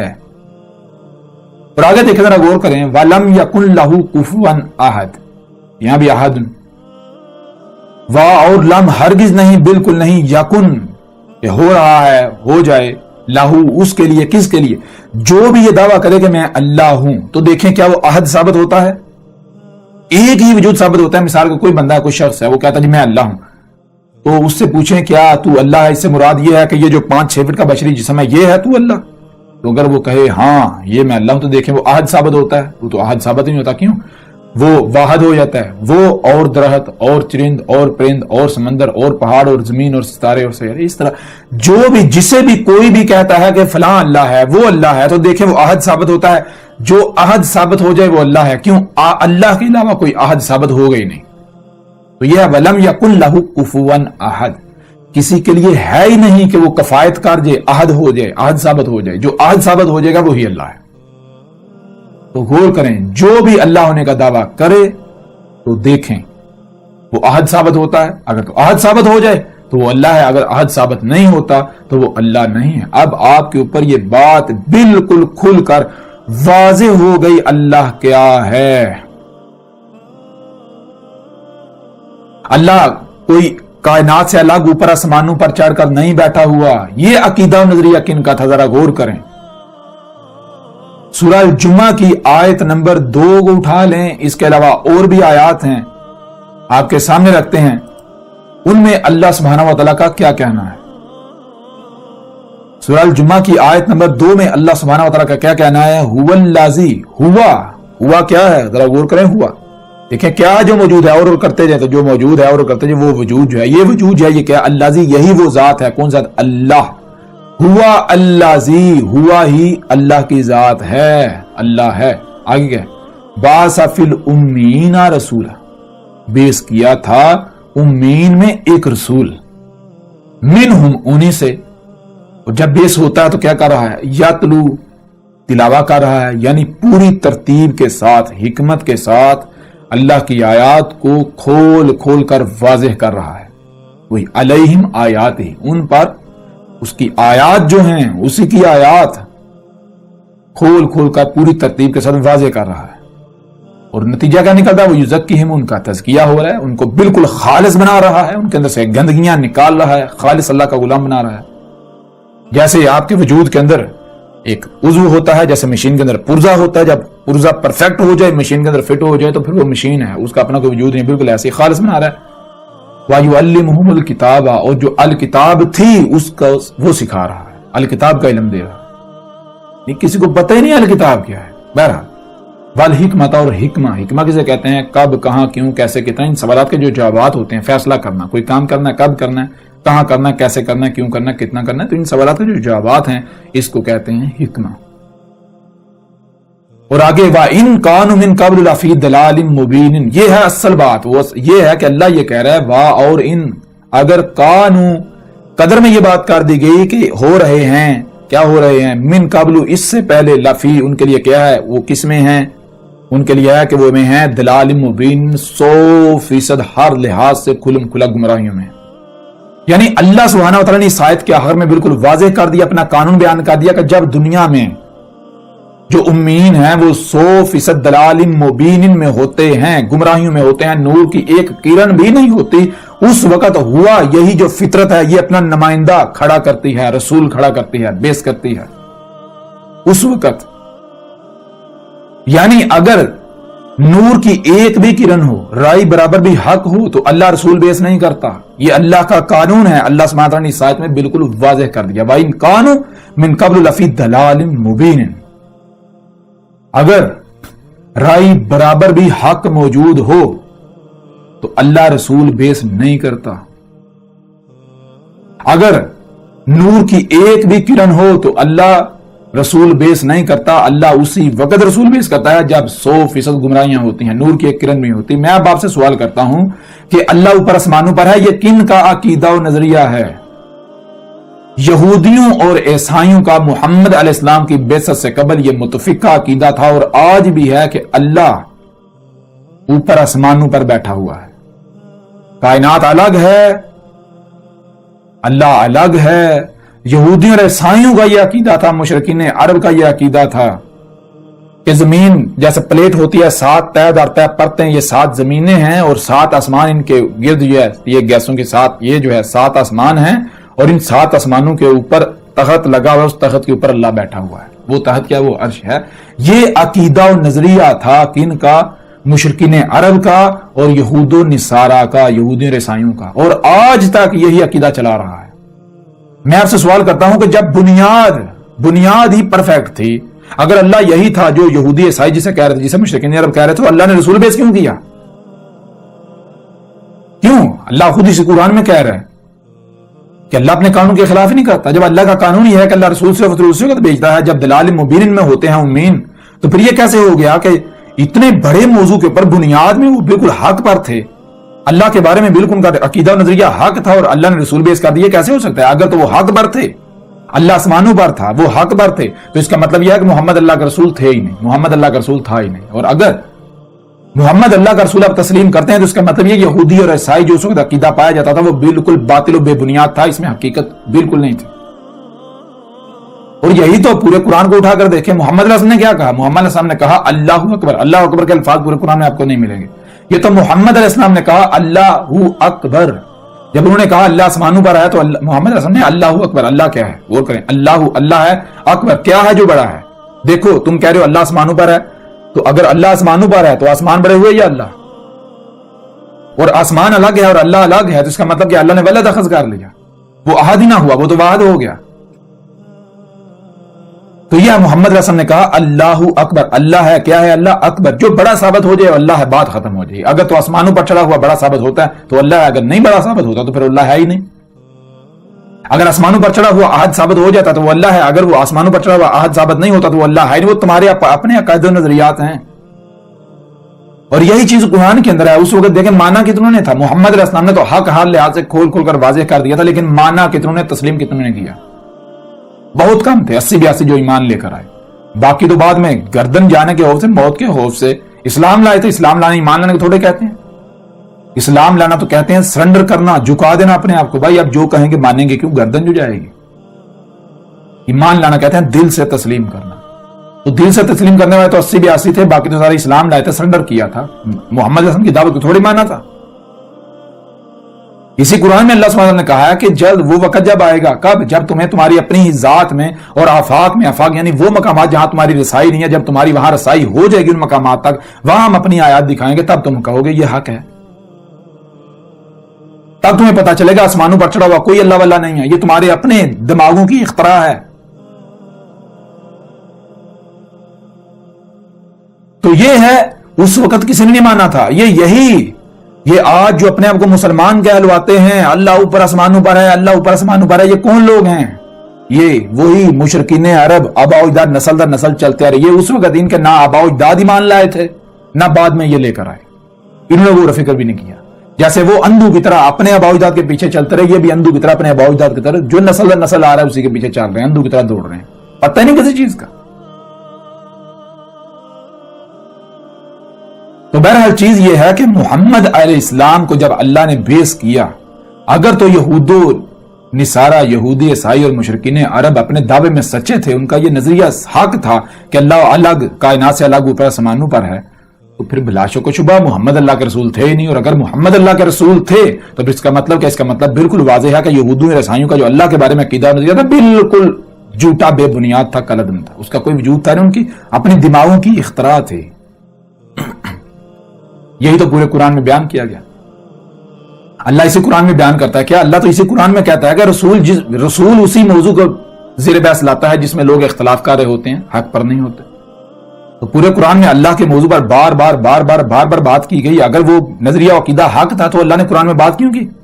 اگر قرآن میں کسی موضوع پر بات ہو رہی ہے تو اس کا مطلب یہ بالکل واضح ہے کہ اس لیے بات ہو رہی ہے کہ لوگ جو عقیدہ نظریہ لے کر بیٹھے ہوئے ہیں اس کا حقیقت کے ساتھ کوئی تعلق نہیں، قرآن اس کا رد کرتے ہوئے جو حق ہے وہ واضح کر رہا ہے، لیکن کوئی بھی نہیں جو ماننے کو تیار ہو، کوئی بھی نہیں جو غور و فکر کرے، جو سارے کے سارے اندھے بنے ہوئے ہیں۔ حالانکہ اسی قرآن کے اندر بار بار کہا جا رہا ہے کہ جو غور و فکر نہیں کرتے، جو غور و فکر نہیں کرتے وہ بندر ہیں، وہ سور ہیں، وہ اموات ہیں، وہ چپائے ہیں، وہ قبروں میں ہیں، وہ اندھے ہیں۔ اس کے باوجود بھی کسی کو فرق نہیں پڑتا۔ بہرحال تو الحمدللہ یہ بات آپ کے اوپر بالکل واضح ہو گئی۔ اب ذرا غور کریں، ہم نے جو بات کی، ہم نے جب واضح کیا اللہ کیا ہے، دنیا کی کوئی طاقت اس کا رد کر سکتی ہے؟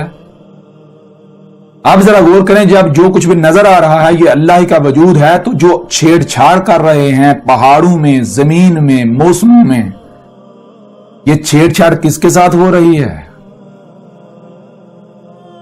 کیا یہ اللہ کی آیات نہیں ہے؟ یہ اللہ کے ساتھ دشمنی نہیں کی جا رہی؟ یہی تو پورے قرآن میں بار بار کہا گیا کہ یہ جو تم اللہ کی آیات کے ساتھ چھیڑ چھاڑ کر رہے ہو، ان کا قذف کر رہے ہو، پہلی قوم نے بھی یہی کیا، یہ اللہ سے دشمنی کر رہے ہو۔ عقل کیندو اللہ تھا، یہ اللہ ہے، بچو اس سے۔ تم اللہ سے دشمنی کر رہے ہو، بچو۔ لیکن کوئی بھی نہیں، یہ ہے نہیں جو سننے کو تیار ہو۔ اب ذرا غور کریں، ہم نے جب اللہ کیا ہے واضح کر دیا تو یہی بات سورہ الحدید میں دیکھیں۔ سورہ الحدید میں کیا ہے؟ سورہ الحدید کی آیت نمبر 4 میں ہے وَهُوَ مَعَكُمْ أَيْنَ مَا كُنْتُمْ۔ واہ اور یعنی تم، اور کیا ہے؟ ہوا کیا ہے؟ آپ کو پہلے بتا دیا ہوا، دیکھیں کیا موجود ہے، جو موجود ہے اور کرتے جائیں۔ مَعَكُمْ تمہارے ساتھ ہے، أَيْنَ مَا كُنْتُمْ تم جہاں کہیں بھی ہو، تم جہاں کہیں بھی ہو وہی اللہ ہی کی ذات تمہارے ساتھ ہے۔ اب آپ ذرا خود غور کریں، آپ سمندروں میں چلے جائیں تو وہاں کون ہے جو ساتھ ہے آپ کے؟ سمندری مخلوقات، تو وہ کیا ہے؟ ہوا کے اندر آئے گا یا نہیں؟ فضاؤں میں چلے جائیں، آپ کے علاوہ کون ہے؟ یہی وجود ہے یا نہیں؟ کہیں پر بھی چلے جائیں تو جو وجود وہاں آپ کے ساتھ موجود ہے وہ اللہ کی ذات ہے۔ اس سے بھی واضح کچھ ہو سکتا ہے؟ وَهُوَ مَعَكُمْ، ہوا جب آپ کو ہوا کا علم ہو جائے، آپ ہوا کو جان لیں تو سارے راز ہی کھل جاتے ہیں، ساری حقیقت ہی واضح ہو جاتی ہے۔ پھر اسی طرح آپ دیکھتے ہیں اللہ کے اسماء ہیں، اسماء کے ہیں المومن، یا اس کی طرح بعد میں آتے ہیں الرقیب۔ الرقیب کے معنی کیا ہے؟ رقیب تو رقب سے رقب کہتے ہیں کہ جہاں موجود ہے وہاں دیکھیں دوسرا جو موجود ہے، اللہ رقیب ہے۔ یعنی اب جہاں بھی چلے جائیں، اب سمندروں میں چلے جائیں وہاں دیکھیں آپ کے علاوہ دوسرا کون ہے جو آپ کو دوسرا نظر آئے گا، وہ اللہ کی ذات نظر آئے گی۔ پہاڑوں میں چلے جائیں، پہاڑوں کی گہرائیوں میں، زمین کی گہرائیوں میں، فضاؤں میں، کائنات، کہیں بھی چلے جائیں، جہاں بھی چلے جائیں وہاں دیکھیں آپ کے علاوہ دوسرا کون ہے، تو جو آپ کے علاوہ دوسرا ہوگا وہ اللہ ہے، اللہ کی ذات ہے الرقیب۔ تو ذرا غور کریں، اب جہاں بھی چلے جائیں وہاں دوسرا کون ہے؟ کیا یہی وجود نہیں ہے ہوا؟ تو پھر اللہ کیا ہوا؟ اللہ کی ذات کیا ہوئی؟ پھر بھی کوئی ماننے کو تیار نہیں۔ اب اس سے دیکھیں، اب جو سورہ الحدید کی آیت نمبر 3 کے اندر ہے ہوا الاول، یا ہوا الاول والآخر والظاہر والباطن وہوا بکل شیء علیم۔ ہوا اول ہے، آخر ہے، ظاہر ہے، باطن ہے۔ ہوا، جب آپ کو ہوا کا پتہ چلے گا تو ہوا کیا ہے؟ الاول، اول اور آخر اور ظاہر اور باطن، اور پیچھے رہ کیا گیا؟ اس سے بھی واضح کچھ ہو سکتا ہے؟ کیا اس سے بھی واضح کچھ ہو سکتا ہے؟ ہوا الاول والآخر والظاہر والباطن، اس سے واضح کچھ ہو سکتا ہے؟ اب بھی اگر کوئی تعویلات کرے، کوئی اپنے آباء و اجداد کے عقیدوں کے نظریوں کے پیچھے چلے تو اس کی مت ماری ہوئی ہے، عقل معوف ہے اس کی، بیوقوف اور جاہل ہے، وہ اندھا ہے۔ وہ یہی کہہ رہا کہ نہیں میں غور و فکر نہیں کروں گا، میں تو اندھوں کی طرح اپنے آباء و اجداد کے پیچھے چلوں گا، وہی کروں گا جو میرے آباء و اجداد نے کیا۔ क्या इससे वाज़ेह कुछ हो सकता है؟ हुआ अल-अव्वल वल-आखिर वज़-ज़ाहिर वल-बातिन, इससे वाज़ेह कुछ हो सकता है? जरा देखें, अव्वल कौन है, आखिर कौन है, ज़ाहिर कौन है, बातिन कौन है? यही हुआ ही नहीं है। जो मौजूद है और करते जाएं यही, और इसके अलावा कुछ है ही नहीं, तो फिर अल्लाह कौन हुआ? इस तरह जरा गौर करें। अल्लाह अल मोमिन, तो मोमिन का माने क्या है? मोमिन तो कहते हैं कि वो जिसे जो हुक्म दिया जा रहा है उस हुक्म को दिल से तस्लीम करते हुए उसके ऊपर उसी तरह अमल करे जैसे हुक्म दिया जा रहा है। तो जो ऐसा कर रहा है वो अल मोमिन है। तो अल मोमिन क्या है? अल्लाह। यही बात मोहम्मद अलैहिस्सलाम ने कही कि जो भी अल्लाह का खालिस अब्द बन जाता है, अल्लाह का खालिस गुलाम बन जाता है, जैसा कि मिसाल के तौर पर देखें, आपके वजूद के अंदर हाथ आपका अब्द है, गुलाम है, ये वही करेगा जो आप इसे हुक्म देंगे। ऐसा नहीं है कि हाथ कोई काम करता तो आप कहेंगे नहीं ये हाथ ने किया है, मैंने नहीं किया। नहीं, हाथ जो भी करेगा आप कहेंगे ये मैंने किया। आंखें अगर आपकी अब्द हैं, आप ही के वजूद में अपने मकाम पर फिट हैं, तो इन आंखों का देखना आपका देखना। तो यही मोहम्मद अलैहिस्सलाम ने कहा कि एक जो खालिस अल्लाह का अब्द बन जाता है तो फिर अल्लाह उसकी आंखें बन जाता है जिनसे अल्लाह देखता है, उसके कान बन जाता है जिनसे अल्लाह सुनता है, उसके हाथ बन जाता है जिनसे अल्लाह पकड़ता है, उसकी टांगें बन जाता है जिनसे अल्लाह चलता है, पांव बन जाता है जिनसे अल्लाह चलता है। भाई जब आपको पता चल गया कि हुआ यही वो जात है अल्लाह, तो जब जरा गौर करें, जैसे आपके जिस्म के अंदर हाथ अपने मकाम पर, हाथ वजूद के अब्द बन जाए, तो हाथों का करना आपका करना, आंखों का देखना आपका देखना, जुबान का बोलना, अपने वजूद की तर्जमानी, तो इसी तरह जब आप मोमिन, अगर आप में बोलने की सलाहियत है और आप अल्लाह जो वजूद है उसमें अपने मकाम पर फिट हो जाते हैं, तो आप तो अल्लाह की ज़बान हैं।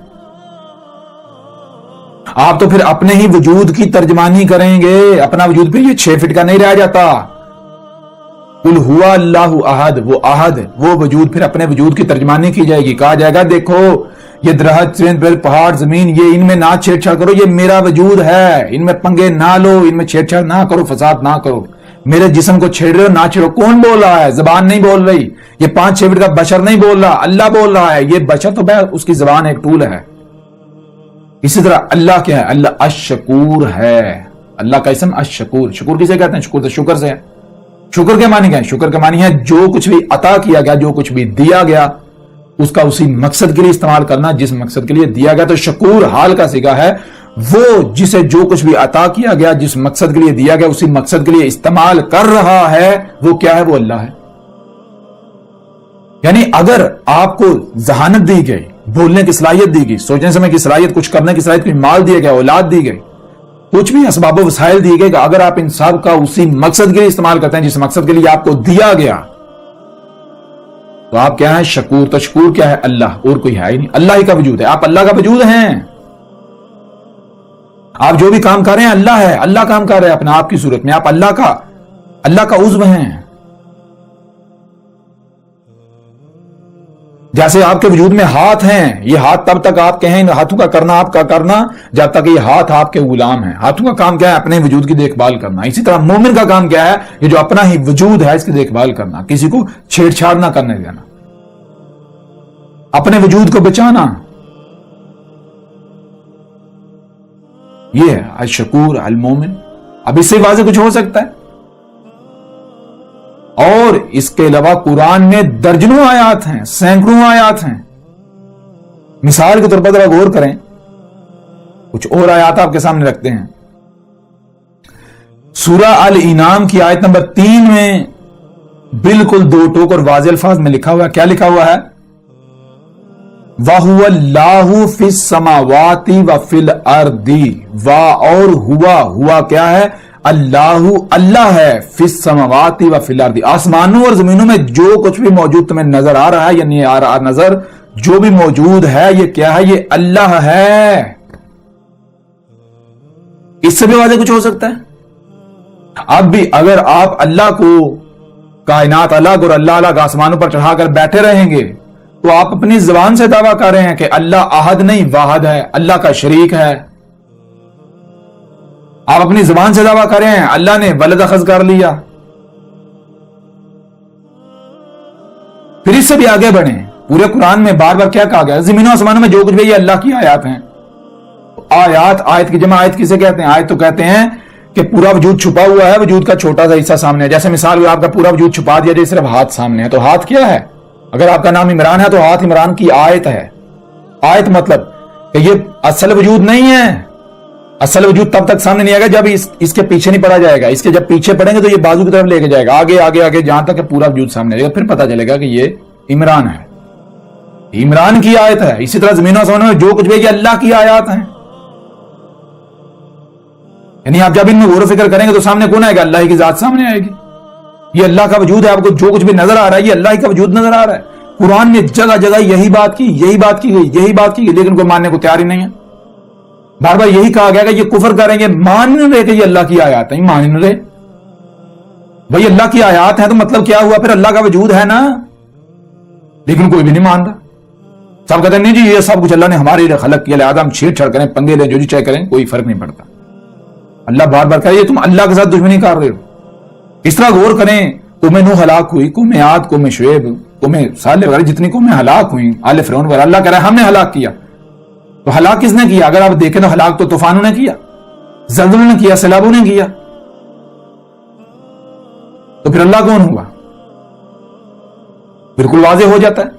اللہ کہہ رہے ہیں ہم نے ہلاک کیا. تو کیسے ہے؟ جب مثال کے طور پر غور کریں، اگر آپ کی ٹانگ کو کوئی چھیڑ رہا ہو، اگر آپ کے بازو کے ساتھ کوئی چھیڑ چھاڑ کر رہا ہو، آپ پہلے تو اسے زبان سے منع کریں گے بھائی نہ کر، یہ میرا وجود ہے، نہ چھیڑ. تو اگر وہ زبان سے باز نہیں آتا تو پھر ظاہر بدل لاتوں کے باتوں سے نہیں مانتے. پھر ہاتھ حرکت میں آئے گا، لات حرکت میں آئے گی. ٹانگ کو چھیڑ رہے ہیں، کوئی چھیڑا ہے ٹانگ کو، تو پہلے زبان سے منع کیا جائے گا. اگر نہیں مانو پھر ٹانگ حرکت میں آ جائے گی. بالکل یہی جب اللہ کی آیت میں چھیڑ چھاڑ کرو گے، اللہ کے ید کو چھیڑو گے، اللہ کے ہاتھ کو چھیڑو گے، اللہ کی آیات کو، تو پہلے تو اللہ زبان سے سمجھائے گا نہ چھیڑو نہ چھیڑو نہ چھیڑو نہ چھیڑو، اللہ ہے اللہ کے ساتھ دشمنی کر رہے ہو. اگر زبان سے نہیں باز آتا تو پھر ظاہری بات ہے پھر لاتیں حرکت میں آئیں گی، ہاتھ حرکت میں آئیں گے. تو آپ ذرا بتائیں پھر اللہ کیا ہوا؟ بالکل واضح ہو جاتا ہے، بالکل واضح ہو جاتا ہے. پورے قرآن کو اٹھا کر دیکھ لیں، آپ کو جگہ جگہ واضح ہو جائے گا کہ اللہ کیا ہے. جیسا کہ مثال کے طور پر سورہ الحشر کی آیت نمبر 19 کو لے لیں، وَلَا تَكُونُوا كَالَّذِينَ نَسُوا اللَّهَ فَأَنسَاهُمْ أَنفُسَهُمْ. وا اور لا نہیں، تا جو بھی تم کر رہے ہو، کیا کر رہے ہو؟ کون ہو رہے ہو، کیا ہو رہے ہو؟ کالذین ان لوگوں کی طرح ہو رہے ہو، نسو جو بھولے کے بھولے ہی رہ رہے ہیں. حالانکہ جو بھول چکے تھے اسے یاد کرنا ہے، لیکن بھولے کے بھولے ہی رہ رہے ہیں. تو کیا تھا جو بھلا دیا گیا تھا جی جسے یاد کرنا، جسے بھولے کے بھولے ہی رہ رہے ہیں؟ اللہ تھا. اور آگے دیکھیں، فا پس آ کیا نساہم، فانساہم پس کیا ہے جس کو تم جو اس وقت موجود ہو بھولے کے بھولے ہی رہ رہے ہو، جو تمہیں بلا دیا گیا تھا. انفسہم تمہاری اپنی ہی ذات، اپنی ہی ذات کو بھولے ہوئے ہو. تو اپنی ذات کیا نکلی؟ پیچھے کہا جا رہا ہے کہ جو تمہیں بلا دیا گیا تھا اللہ، آگے کہا جا رہا ہے جو تمہیں بلا دیا گیا تھا وہ تمہاری اپنی ذات ہے. تو اپنی ذات کیا نکلی؟ اللہ. یہ وہ وجہ ہے جس وجہ سے اللہ نے پورے قرآن میں کسی رسول کو انسان نہیں کہا. اللہ مومن کو انسان نہیں کہتا. کیوں نہیں کہتا؟ اسی وجہ سے نہیں کہتا بھائی انسان اللہ کی ضد ہے. اللہ ہے یا انسان؟ انسان کا مطلب انسان کا معنی ہے اپنے ہی آپ کو بھولا ہوا. مثال کے طور پر آپ سے سوال کیا جائے کہ آپ کون ہو، تو آپ کہیں گے میں تمہارے سامنے کھڑا ہوں، یہ 5-6 فٹ کا جسم. پھر آپ سے سوال کیا جائے، مثال کو پوچھا جائے کہ یہ کیا ہے جی، یہ انگلی ہے کس کی؟ میری. یہ کیا ہے؟ ہاتھ ہے کس کا؟ میرا. یہ کیا ہے؟ بازو کس کا؟ میرا. آپ یہ جواب دیتے جائیں گے یہاں تک کہ پورے وجود کے بارے میں سوال کیا، یہ کیا ہے جی؟ جسم کس کا ہے جی؟ میرا. یعنی آپ کیا کہہ رہے ہیں؟ کہہ رہے ہیں میرا. آپ نے یہ نہیں کہا یہ میں ہوں. اگر آپ یہ بھی کہیں گے میں ہوں پھر بھی سوال کھڑا ہو جائے گا تم کیسے ہو؟ جب یہ مٹی ہو جاتا پھر تم کہاں تھے؟ کہاں چلے جاتے ہو؟ جب یہ نہیں تھا پھر تم یہ میں کرنے والا کون تھا؟ بہرحال تو چیز یہ ہے کہ جب آپ کو پوچھا جائے کہ یہ وجود یہ کس کا ہے تو آپ کہتے ہیں میرا ہے. کیسے میرا ہے؟ جیسے مثال کو اگر آپ نے کوئی بکری خریدی، کوئی شے خریدی، آپ سے پوچھا جائے کس کی، آپ کہتے ہیں میری. اس کی ملکیت کا دعویٰ کرتے ہیں. تو کیا وہ آپ کا وجود ہو جاتا ہے؟ نہیں. جیسے آپ اس شے کی ملکیت کا دعویٰ کرتے ہیں بالکل اس طرح آپ اس وجود کی، یہ 5-6 فٹ کا وجود ہے، اس کی ملکیت کا دعویٰ کر رہے ہیں یہ میرا ہے. اس کا مطلب کیا ہے؟ اس کا مطلب یہ ہے یہ آپ کا ہے، یہ آپ نہیں ہو. اب آپ سے سوال کیا جائے کہ آپ کون ہو؟ وہ کون ہے جو میں کر رہا ہے، جو میرا کر رہا ہے؟ وہ کون ہے جو اس وجود میں آنے سے پہلے کہاں تھا، کیا تھا، بعد میں کہاں جائے گا، کیا وہ کون ہے؟ تم کون ہو؟ تو آپ کے پاس کوئی جواب نہیں ہوگا، آپ اپنے ہی آپ کو بھولے ہوئے ہیں۔ یہ لفظ انسان کے معنی ہے وہ جو اپنے ہی آپ کو کمپلیٹلی مکمل بھولا ہوا ہے۔ اور اپنا آپ کیا ہے؟ اپنا آپ اللہ، وہ وجود ہے، اللہ ہے اپنی ذات۔ اپنے وجود کو بھول کر یہ 5 فٹ کے 5-6 فٹ کے ایک عضو کو، پرزے کو اپنا آپ سمجھ کر تو اپنے وجود کو چھیڑ چھاڑ کی جا رہی ہے، اپنے وجود کے ساتھ دشمنی کی جا رہی ہے۔ واہ سبحان اللہ، کیا بات ہے! بالکل ایسے جیسے مثال کے طور پر ایک بادشاہ ہو، اس کے ایک عالی شان محل ہو اور اس کی یادداشت چلی جاتی ہے، وہ اپنے محل کے سامنے ایک جھونپڑا لگا کے بیٹھ جاتا ہے، اپنے آپ کو فقیر سمجھتا ہے۔ آپ اندر بادشاہ والی کوالٹیز تو ہیں، اور روزانہ صبح اٹھتا ہے، اس کو محل کے اوپر نظر پڑتی ہے تو اس کو تکلیف ہوتی ہے بڑی، بھائی میری جگی کے سامنے کس نے اتنا بڑا محل کھڑا کر دیا؟ ایک دن تیش مہتا غصے میں آتا ہے، محل کو توڑ پھوڑ دیتا ہے، کوئی بھی نہیں اسے روکتا، کیوں؟ اس کا اپنا ہی ہے۔ اب جب توڑ رہا ہوتا ہے تو وہ اس کو نہیں پتا یہ میرا ہے، جب توڑ چکتا ہے پھر یادداشت واپس آتی ہے تو کیا سامنے آتا ہے؟ اپنا محل ہی توڑ دیا۔ تو بالکل اسی طرح اپنا جو وجود ہے، اپنی ہی ذات کو بھولے ہوئے ہیں۔ یہ 5-6 فٹ کا جو جسم ہے، اس کو اپنا آپ سمجھ کر اپنی ہی ذات کے ساتھ چھیڑ چھاڑ کر رہے ہیں، اپنی ہی ذات کے ساتھ دشمنی کر رہے ہیں، اپنے آپ کا ہی نہیں پتا۔ یہ وجہ ہے جس وجہ سے اللہ نے کسی رسول کو بھی انسان نہیں کہا۔ انسان کا مطلب ہے جو اپنے آپ کو بھولا ہوا ہے، اور جو انسان نہیں ہے وہ کیا ہے؟ وہ اللہ ہے۔ یہی تو وجہ ہے جو اللہ قرآن میں کہتا ہے کہ اللہ اور اس کے رسول میں فرق نہ کرو۔ فرق کسے کہتے ہیں؟ فرق کہتے ہیں الگ الگ کرنے کو۔ بھائی اللہ اور اس کا رسول ایک ہی ہے، یہ چیز ہے۔ کیسے؟ بالکل ایسے جیسے آپ کو بتایا کہ آپ کے وجود کے اندر زبان ہے، اس زبان کا بولنا، اگر آپ پورا وجود چھپا دیں اور زبان سامنے ہے، زبان بول رہی ہے، تو کیا زبان بول رہی ہے؟ زبان کہہ رہی ہوگی مجھے بھوک لگی ہے، زبان کہہ رہی ہوگی میرے پاؤں کو نہ چھیڑو؟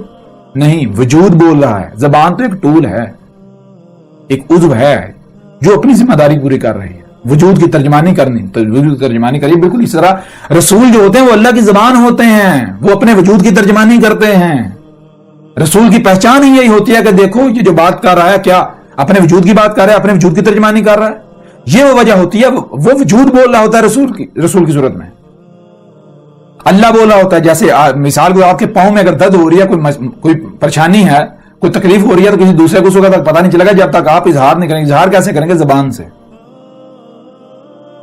زبان وجود کی ترجمانی کرے گی۔ بالکل اس طرح رسول اللہ کی زبان ہوتے ہیں، اللہ کی زبان جس کا کام ہوتا ہے اپنے وجود کی ترجمانی کرنا۔ اللہ بول رہا ہوتا ہے رسول کی زبان پر، کائنات کے انگ انگ میں، کہاں وجود میں کہاں کیا ہو رہا ہے، کیسے کیا ہو رہا، سارا نظام، یہ ہوتی ہیں چیزیں اللہ بول رہا ہوتا ہے۔